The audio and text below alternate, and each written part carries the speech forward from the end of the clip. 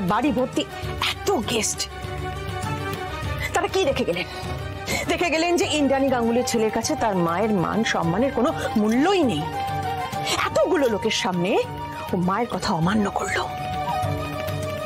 আমার গর্ব, আমার অহংকার সব ধূলিসাৎ করে দিয়েছে ওই একটা কথায়। আয়ুষ, তোমাদের দুজনকে তো আমি একরকম করে মানুষ করেছি, কারোর প্রতি কোনো পার্সিয়ালিটি করিনি, দুজনকে সমান সুযোগ সমান স্বাচ্ছন্দ্য দিয়েছি। অথচ তোমরা দুজনে স্বভাবের কিরকম আকাশ পাতাল তফাৎ, কি করে হয় আমি তো বুঝতে পারি না। এক তুমি যে পরিবারের জন্য, পরিবারের মান সম্মানের জন্য নিজেকে উজাড় করে দিতে পারো, আর এক এ যার এই পরিবারের মান সম্মানের কোনো কদরই নেই। ভাবতে লজ্জা করে যে ও গাঙ্গুলি পরিবারের ছেলে। বাড়ি ভর্তি গেস্টদের সামনে সে গলা উঁচু করে বলতে পারলো আমি এনগেজমেন্ট করব না, অথচ এখন এখন মুখে কুলুপ রাতই নেই। না না, ভুলটা আমার, ভুলটা আমার। আমি মানুষ করতে পারিনি ঠিকভাবে আমার সন্তানকে। না মা, তোমার কোনো ভুল নেই। না না, ভুল আছে আয়ুষ, ভুল আছে। আমি ওকে মানুষ করতে পারিনি আয়ুষ, আমি ওকে ঠিক শিক্ষাটা দিতে পারিনি। নইলে যার কাছে পরিবারের মান সম্মানের কোনো মূল্য নেই, সে আর যাই হোক ভালো মানুষ হতে পারে না, সেটা আমি পারিনি। কালও আমার মাথা হেঁট করে দিয়েছে আয়ুষ, ইন্দ্রাণী গাঙ্গুলির মাথা হেঁট করে দিয়েছে। কালকে দিনটা আমি কোনোদিনও ভুলবো না, কোনোদিনও ভুলবো না। আমার ছেলে ওই ও কি করে পারলো এটা করতে? আমার ছেলে ওই কি করে করলো এটা? আজ তোর জন্য কিন্তু মা কষ্ট পেয়েছে, শঙ্কর কাকা, কুসুম সবাই অপমানিত বোধ করেছে।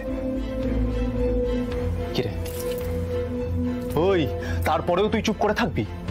বল না, তুই এটা কেন করলি? কেন? ঈশান, তোকে আজকে আমার সমস্ত প্রশ্নের উত্তর দিতে হবে। যদি তুই না দিস তাহলে এরপর থেকে আর কোনো দিন আমি তোর সাথে কথা বলবো না।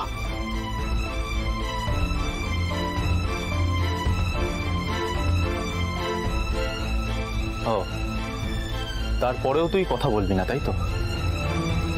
বুঝতে পেরেছি। দাদার প্রতি তোর ভালোবাসাটা শুধুই লোক দেখানো। ভাই দাদারা,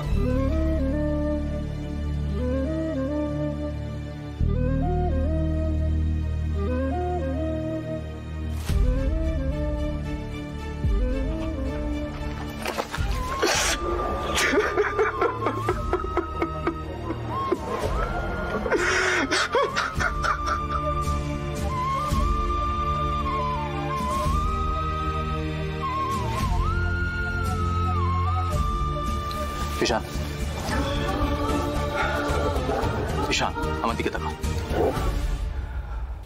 মা একটা কথা বলে জানিস, যখন কিছু বলবি তখন ভেবে দায়িত্ব নিয়ে বলা উচিত। আজকে তোর একটা ভুলের জন্য না জানি কতগুলো মানুষ কষ্ট পেয়েছে, আর তোর মধ্যে সেই সৎ সাহসটাও নেই যে সবার সামনে গিয়ে তুই তোর ভুল স্বীকার করবি। তাই যা করার আমাকেই করতে হবে। তুই তো আমার ভাই, আর ভাই যদি ভুল করে তাহলে তার খেসারত তো দাদাকে দিতেই হবে। আমি নিজে গিয়ে দেবলীনার কাছে তোর হয়ে ক্ষমা চাইব ঈশান।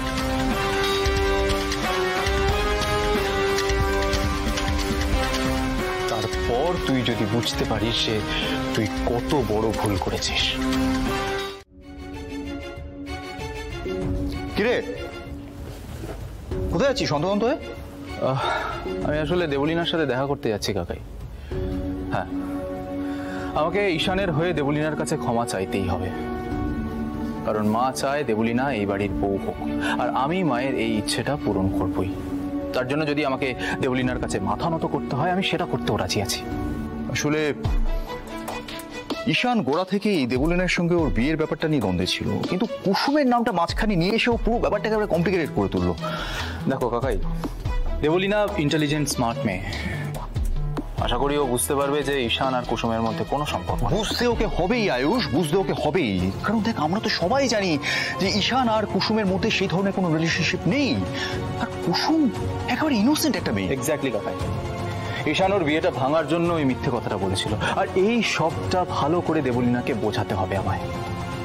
না হলে তুমি বুঝতে পারছো কাকাই, একসাথে কতগুলো মানুষের মন ভেঙে যাবে, আমাদের আমাদের পরিবারের মান সম্মান সমস্ত কিছু নষ্ট হয়ে যাবে, আর আমি এটা কোনোভাবেই হতে দেব না। ও, সেই জন্য এনগেজমেন্টের দিন ঈশান সবার সামনে দাঁড়িয়ে বলল যে সে তোমায় ভালোবাসে। মানে এমনি এমনি ও মিথ্যে কথা বললো, তাই তো? আরে নয়া, মানে তুমি কি ভেবেছো বলো তো? এই সবটা জানার পরে কি ইন্দ্রাণী তোমায় পুজো করবে? আমার জায়গা নিতে চেয়েছিলে তুমি ওই বাড়িতে? না ম্যাডাম, আমি এমন কিছু করিনি। আপনি তো গাঙ্গুলি বাড়ির হবু বউ, গাঙ্গুলি বাড়ির লক্ষ্মী, আপনার সাথে আমার কোনো তুলনাই হয় না। আমি আমার বাবার দিব্যিকে বলছি ম্যাডাম, ওই ছবিগুলোর ভুল ব্যাখ্যা করা হয়েছে। আমার আর ঈশান সাহেবের মধ্যে কোনো সম্পর্ক নেই। তাই বুঝি?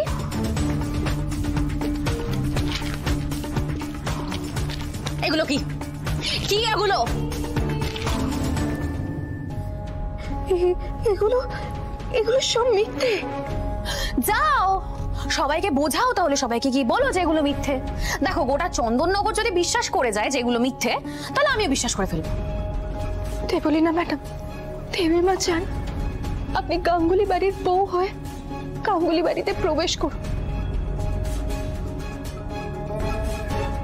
আমি কথা দিয়েছি আপনার আর ঈশান সাহেবের বিয়েটা হবে, আর আমার দেয়া কথা আমি রাখবো। দেবলীনা ম্যাডাম, আমি আপনাকে কথা দিচ্ছি, আমি সবাইকে বলবো